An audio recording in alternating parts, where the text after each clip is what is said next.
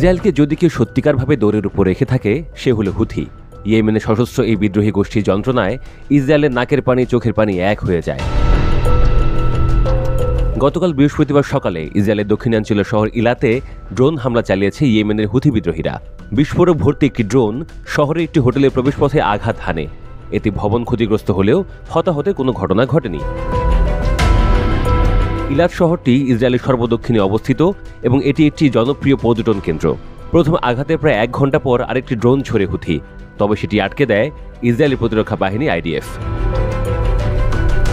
পরে সন্ধ্যায় ইসরায়েলের কেন্দ্রীয় অংশের দিকে একটি ব্যালিস্টিক ক্ষেপণাস্ত্র নিক্ষেপ করে হুথি। এতে তেল আবিব ও জেরুজালেম সহ বিভিন্ন শহরে সতর্কতামূলক সাইরেন বাজাতে বাধ্য হয় ইসরায়েলি কর্তৃপক্ষ। তবে ক্ষেপণাস্ত্রটি আকাশে ভূপাতিত করে ইসরায়েলের বিমান প্রতিরক্ষা ব্যবস্থা।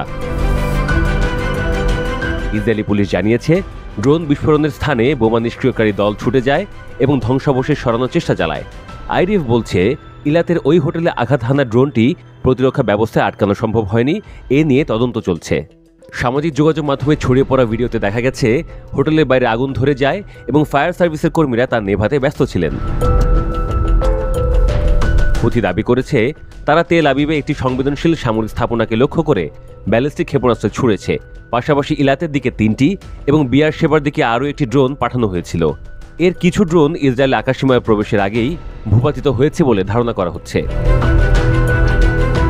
ইসরায়েলি সেনাবাহিনী তথ্য অনুযায়ী চলতি বছরের 18 মার্চ থেকে গাজায় হামাস বিরোধী অভিযান শুরু করার পর থেকে হুথি অন্তত 87টি ব্যালিস্টিক ক্ষেপণাস্ত্র এবং 40টির বেশি ড্রোন নিক্ষেপ করেছে।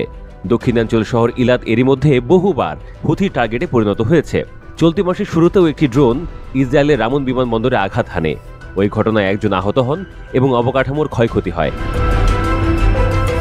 তবে ইসরায়েলও ছাড় দিচ্ছে না, তারা ইয়েমেনে পাল্টা অভিযান চালাচ্ছে। গত মঙ্গলবার ইয়েমেনের পশ্চিমাঞ্চলীয় হোদেইদা বন্দরে হুথি নিয়ন্ত্রিত সামরিক স্থাপনায় বিমান হামলা চালায় তারা। এর আগে গত মাসে সানায় ইসরায়েলি হামলায় হুথি সরকারের প্রধানমন্ত্রী সহ কয়েকজন মন্ত্রী নিহত হন। তখন ইসরায়েলি কর্তৃপক্ষ সতর্ক করে বলেছিল, হুথি নেতৃত্বের বিরুদ্ধে এটি কেবল শুরু।